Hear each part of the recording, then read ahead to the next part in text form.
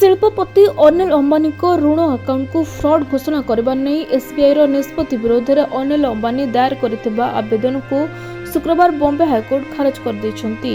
विचारपति रेवती मोहती डेरे और नीला गोखले एक खंडपीठ अंबानी प्रक्रियागत अन्यायर जुक्ति को प्रतिख्यान करने सहित एसबीआई कार्यानुष्ठान उचित बोली दर्शाई।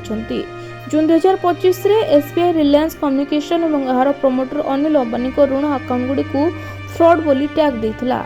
पांठी अन्यत्र स्थानांतर चुक्तिनामा उल्लंघन एवं संबंधित पक्ष कारबार को उल्लेख कर एसबीआई ए पदक्षेप नहीं।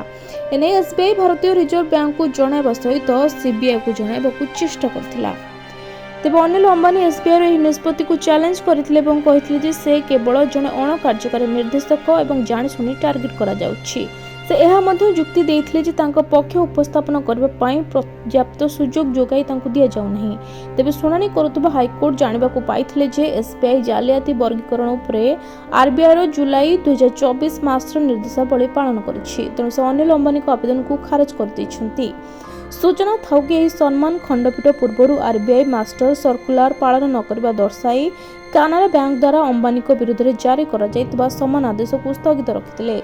आरबीआई सर्कुलर अनुसार बैंक गुड़िक ऋण ग्रहीता आकाउंट को ठक बोली वर्गीकृत करने पूर्व सेमानंकु व्यक्तिगत भाव में शुणा बाध्य। तेज जुलाई 2025 में कानारा बैंक कोर्ट को जणाइथिला जे से यह ठकई वर्गीकरण प्रत्याहार कर मामलाटी समाधान होइथिला।